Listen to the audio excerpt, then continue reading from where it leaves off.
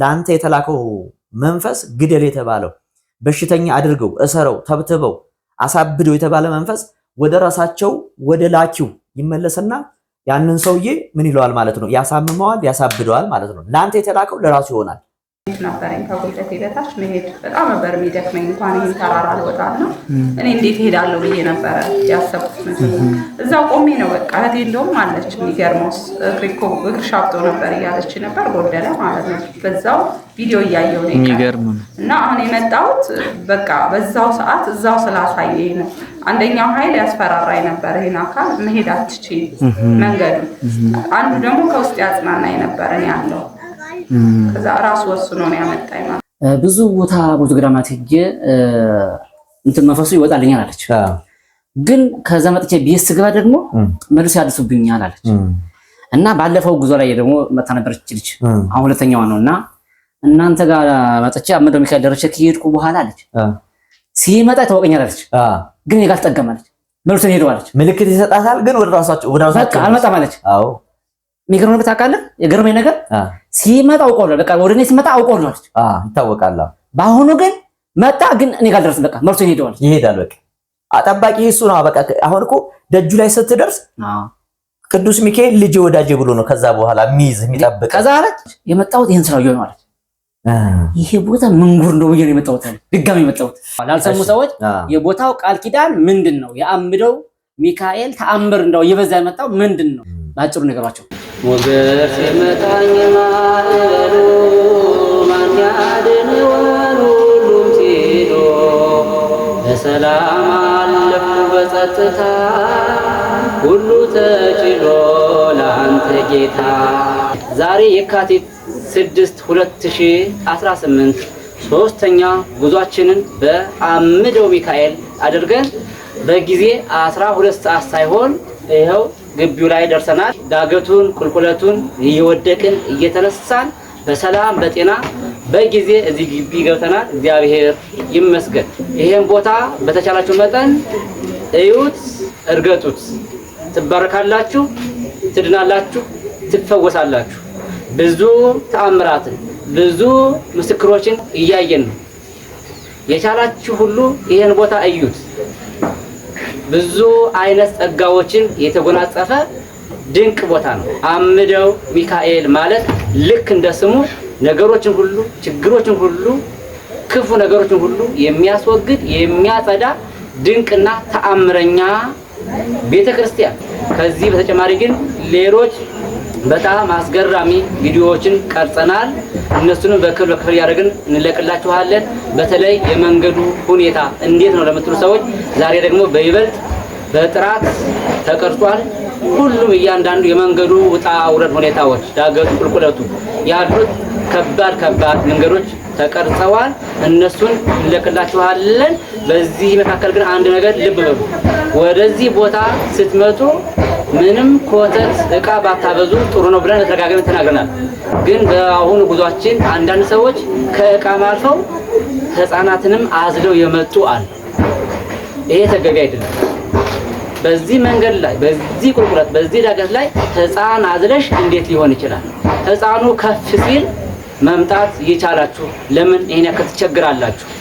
መምጣት የማትችሉ ከሆነ ባላችሁበት ሆናችሁ ክርስትናችሁን ልካችሁ እንዲጸለይላችሁ ማድረግ እየቻላችሁ ለምን እንደዚህ ትሆናላችሁ? ምን ታዘቡ እስኪ ጉዟችን እንዴት ነበር? ጉዟችን ያሁኑ ጉዞ 100% ማለት ይቻላል ማለት 99% በጣም ደስ የሚል ነበር። ሰው ሰዓት አክባሪ ነበር። በተባለው ቀን በተባለው ቦታ በተባለው ሰዓት ላይ ተገኝቶ በጣም ደስ የሚል ጉዞ ነበረን። የበረከት ጉዞ የድህነት ጉዞ ነበር። በጣም ብዙ ፈውስ ነበረ። ብዙ ሰዎች ወደዛ ሲሄዱ ገና መንገድ ላይ ሲሄዱ ጉዳያቸው እዚህ እየተስተካከለላቸው ነበረ።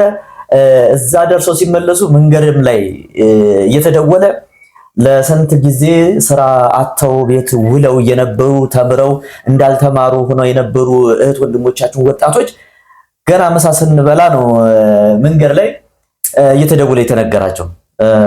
አምደው ቅዱስ ሚካኤል ታምር ያደርጋል። እኔ አምደው ቅዱስ ሚካኤል ይለያል እላለሁ ሁሉ ጊዜና በያላችሁበት ሆናችሁ አምደው ቅዱስ ሚካኤል ደጅን ለመርገጥ አብቃን እያላችሁ በትዳር ያጣችሁ፣ ስራ ያጣችሁ፣ ጤና ያጣችሁ፣ ሰላም ያጣችሁ፣ በረከት ያጣችሁ፣ በእርኩሳን መናፍስት የታሰራችሁ፣ በጎረቤት፣ በመስሪያ ቤት፣ በጓደኛ፣ በቅርብ ሰው፣ በዙሪያችሁ ባሉ ሰዎች እርኩሳን መናፍስት እየተላኩ እናንተን ለማጥፋት እናንተን በሽተኛ ደዌ እንዳይደርባችሁ ለማድረግ እንዳትሰሩ፣ እንዳትማሩ፣ እንዳትኖሩ ፍቅር፣ ሰላም፣ ጤና፣ በረከት እንዳይኖራችሁ የተደረጋችሁ ውድ ኢትዮጵያውያን በሙሉ ማለት ይቀላኛል በማንኛውም ሃይማኖት ውስጥ ሆነው በአሁን ሰዓት ምስክርነት እየሰጡ እየዳኑ አምነው ቦታው ላይ ደጁ ላይ ገዳሙ ላይ የሄዱ ሰዎች እየዳኑ ምስክርነትን እየሰጡ ይገኛሉና ስለዚህ ኢትዮጵያውያን ማለቱ ይቀለኛል ብዬ አስባለሁ። እንደው ዛሬ ይሄን ቪዲዮ ስንሰራላችሁ በጣም እኔ ለልብ ስብራት ሆኜ ነው። ለምን ካላችሁ አምዶ ሚካኤል ሄጄ ባሁኑ ጉዞ በየካቲት 6 ጉዞ ላይ ያየሁት ተአምራትና ያየሁት ምስክርነት በጣም ገርሞኛል። እንደ በእውነት ነው ሁሉ ህዝብ የሄደው በእኛ በኩል ነው እኛ በተናገርነው ነው ያልኩ አንዳንዴ እጠራጠራለሁ ራሴን ሁላ ማለት ነው። ምክንያቱም ያው እንዳየነው ብዙ አይነት ተአምራት ብዙ አይነት ሁኔታዎች አይተን ነው የመጣ ነውና በጣም እየገረመኝ ነው። ለካ ማንሰራው እኛ ነን። እግዚአብሔር አሁንም የሥራውን እየሰራ ነው። ከሱ ስራ ውጭ ይሆን የተቸገርነው እግዚአብሔር እንዳይሰራ እንቅፋት ይሆንበት እኛ ነን እንጂ እግዚአብሔር ትናንትም ይሰራል፣ ዛሬም እየሰራ ነው፣ ወደፊትም ይቀጥላል። እግዚአብሔር በስራው ሁሌም አለ፣ በስራ ላይ ነው። በጣም ይገርማል። ሰዎች ከመከራ ወጥተው ስናይ ነው አይደል? ዋናው እርካታችን እውነት ነው። ይሄ ነውና ቪዲዮ ሳይረዝም የቀጣይ ጉዞ እንንገራቸው። የካቲት 27 እስከ 29 ነው ማለት ነው። መነሻ በ27 መመለሻ በ29 ነው ቀኑ ማለት ነው። ቀኑ አርብ ሄደን እሁድ መመለሻ ነው። ቀጣይ ደግሞ መጋቢት 11 ማለትም መነሻ አርብ መመለሻ እሁድ ቅዳሜ ሚካኤል ነው 12 ነው ማለት ነው። ስለዚህ ያሉት ቀናቶች በጣም አጭር ናቸው። ያለንም ቦታ በጣም ውስን ነው የሚሆነው። ምዝገባ አሁን የካቲቱ እስከ 20 ድረስ ነው። የካቲት 20 ድረስ ምዝገባ አለ። ከ10 ጀምሮ ከቀን 10 ጀምሮ ማለት የካቲት 10 ምዝገባው ይጀመራል። በ20 ይከናወናል ወይም ይጠናቀቃል ማለት ነው። ለምንድን ነው እንደዛ የምናደርገው? 10 ቀን መነሻችን በ27 አይደለም ወይ ልትሉ ትችላላችሁ። ከዛ ወዲህ የሰውን ልክ አውቀን እዛ የሚዘጋጁ ቅድመ ሁኔታዎች ይኖራሉ። ምግብ ማዘጋጀት ይኖራል። ምክንያቱም እንግዲህ አይታል ምግብ እኛን ያዘጋጀን 3ቱንም ቀን ስንመግብ የነበረው እግዚአብሔር የተመሰገነ ይሁን። ማለት እንደ አቅም የፈቀደውን እያደረግን ነውና እዛ ቦታ ላይ በረሃ ነው፣ ምግብ የለም። ስለዚህ ሰው ደግሞ የ3 ቀን ምግብ ይዞ መሄድ አይችልምና አይታሰብም። በጣም ከባድ ነገር ነው ያለው። መኪናም ራሱ ቆመን ያዘው መኪናም አሁን እንግዲህ አይታል መኪና የሚባል ነገር አልነበረም። ዋጋቸውም ደግሞ እንደዛው ጨመረ። ዋጋቸውም በጣም ሃይ ሆነ። ምክንያቱም አንዳንዴ መኪና በጠፋ ቁጥር ነዳጅ እየጨመረ በሄደ ቁጥር እንደዚህ ዋጋው ይጨምራል ማለት ነውና ምን ያህል ከባድ እንደሆነ ይሄንን ይመስላል ማለት ነው። ውድ አድማጭ ተመልካቾቻችን እንግዲህ ድንቅ ምስክሮች እየመጡ ይገኛሉ። እነሱ እንትኑም እንዳይረሳ የእግር መንገዱ እንግዲህ 2 ሰዓትና ከዛ በላይ ነው። ያው ቀጣይ ቪዲዮ ላይ እንዴት ቆይታችንን እናሳያቸዋለን ብዬ ነው። የእግር መንገድ 2 ሰዓት የእግር መንገድ አለው። እሱም ስንሄድ ቁልቁለት ቀጥ ያለ ቁልቁለት ነው። ስንመልስ ደግሞ የ2 ሰዓት ዳገት አለው። ይሄንም ያወቃችሁ ከዚህ ጋር ተያይዞ ምንድነው ዕቃ እንዳታበዙ ነው። ዕቃ እንዳይበዛ ብዙ ዕቃ ያስፈልግም። አሁን የሚያስፈልገው እዚህ ላይ ልንገራችሁ፣ የእጅ ባትሪ ያስፈልጋል። ሌሊት ነው የምንወጣው። በጣም ጥሩ። የእጅ ባትሪ ያስፈልጋል፣ ቆሎ ያስፈልጋል። እነዚህ ነገሮች መረሳት የለባቸውም። መታወቂያ እንዳልኩት በጣም ላሰብረበት የሚገባኝ ነገር ወይም የምፈልገው ነገር አንዱ ምንድነው የምዝገባ ቀን ነው። የምዝገባ ቀን 10 ቀናት ብቻ ነው ያሉት። 10 ቀናት ተሰጥተውናል። በእነዚህ 10 ቀናቶች ውስጥ መሄድ የምትፈልጉ አመቻችታችሁ እንድትመዘገቡ የምዝገባ ቦታ ወይም አድራሻችን መርካቶ ቅዱስ ራጉኤል ቤተክርስቲያን በቤተልሔሙ በኩል ያለው የራሱ የቤተክርስቲያኑ አዲስ ህንፃ አንደኛ ፎቅ ላይ የሱቅ ቁጥር 21 ብትመጡ ታገኙናላችሁ። ከሰኞ እስከ ቅዳሜ ድረስ ክፍት ነው። ስልክን በዛው ንገሯቸው። ስልክ 0960 60 60 60 72 0985 16 16 16 3 ጊዜ 16 ማለት ነው። 85 የምትለዋን ይዛችሁ እስከ መጨረሻው 16 ትላላችሁ። 63 ጊዜ ትሉና መጨረሻው 72። በጣም ቀላል ነገር ነው። ስልክ እንኳን ባይኖራቸው ሰው ላይ ደውለው ማግኘት የሚችሉት ቀላል ስልክ ነው ላያያዝ። በጣም ጥሩ። እንግዲህ ይሄንን ካልን ስለ ጉዞ መረጃ ሸክም ላይ ግን አሁን በአሁኑ ጉዞ ማለት ነው ያውቃሉ መምህር ማን እንደመጣ? ሁለት ሰዎች ህፃናት ያዘሉ መጥተዋል። ህፃናት ያዘሉ ሁለት ሴቶች ማለት ነው። አንድ ደግሞ አራስ መታለች። የ6 ወር አራስ መታለች። አሁን ያሁኑ ደግሞ ጉዞ ለየት የሚለው ምንድነው ካልከኝ መምህር የ6 ወር አራስ የሄደችበት ሁለት እናቶች ህፃናትን አዝለው የመጡበት ሁኔታ አለ። ያ መንገድ እንግዲህ ይታወቃል፣ ከባድ ነው። ያው በቪዲዮ ተደግፎ አለ፣ ወደኋላ ታዩታላችሁ። እንደዚህ ባታረቁ እኛ እንመርጣለን። ምክንያቱም መንገዱ ትንሽ ዳገት ነው፣ ቁልቁለት ነው፣ በጣም አስቸጋሪ ነው፣ ፈታኝ ነው። እንዳትፈተኑ ከእግዚአብሔር ጋርም እንዳትወቃቀሱ ለማለት ነው። እና ሸክም ባታበዙ የተሻለ ነው። የምትችሉ ብቻ ቢሆን ይመረጣል። ዞሮ ግን በአሁኑ ጉዞ እነዚህ አራሷም እነዚህ ልጆች ያዘሉትም በሰላም ደርሶ መጥተዋል። የሚገርመው ነገር ግን ማለት ነው ይሄ እንግዲህ የእግዚአብሔር ቸርነት የእግዚአብሔር ጥበቃ ነው እንጂ እኔ ብቻዬን እንኳን ማለት ነው ትንሽ ቦርሳ ተሸክሜ በጣም አቅቶኛል። እንግዲህ እያየ ነበር፣ አይዞ በርታ፣ እስኪ ወገን በርታ እያለ ነበር። እኔ በቃ ልጆች እዛ ስመጣ ተስፋ ቆረጥኩኝ ማለት ነው። ወይ እኔ ራሱ ማርያም እኔ አምደው ገና በቃ ሳያቸው ማለት ነው ህፃናት ይዘው ሳያቸው ክቡን ያልኩት አልሰማሽም እንዴ ስላት ሰምቻለሁ ግን አማራጭ የለኝም አለችኝ። ምክንያቱም እንግዲህ ልጆቿ አንደኛ ሰው የተለያየ ችግር ይኖርበታል ማለት ወይ ጎረ አደራውን ህፃን ልጅ እንግዲህ በአሁኑ ሰዓት ከባድ ነው። ህፃን ልጅ ሰተ አይደለም ህፃን ልጅ ብር እንኳን አደራ ሰተ የምትካድበት ነገርና ጊዜ ላይ ነው ያለውና ከጊዜው ክፋት አንፃር እኛ ልጆቿን መተው አልፈለገችም አልወደደችም። እና ያው ግን እግዚአብሔር ቸር ነው፣ ጠባቂ ነው፣ አጋዥ አምላክ ነውና ታግዛለች። በእግዚአብሔር በመደው ቅዱስ ሚካኤል በመድኃኔዓለም ቸርነት በቅዱስ ሚካኤል አማላጅነት ታግዛ በሰላም ወተን በሰላም ተመልሰናል። አራስ እንዳለ ያልካል ትክክል ነው።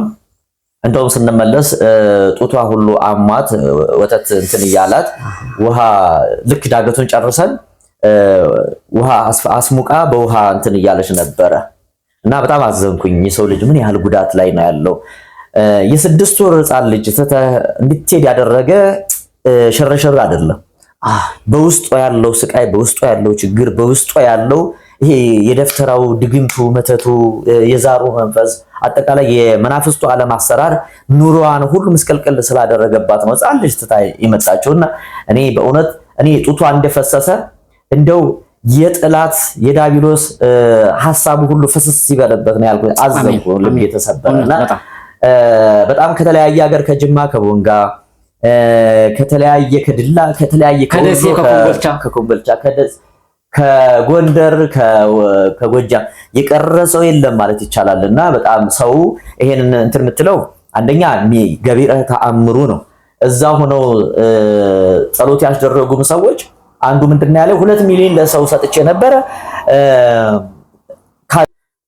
እሺ ቃል ኪዳኑ እያላችሁ ለምትጠይቁን ያው እንግዲህ ከስሙ ትርጓሜ ስንጀምር አምደው ማለት እንግዲህ እጨደው፣ አጽዳው፣ ንቀለው፣ አስወግደው የሚለውን ትርጓሜ ይሰጠናል ማለት ነው።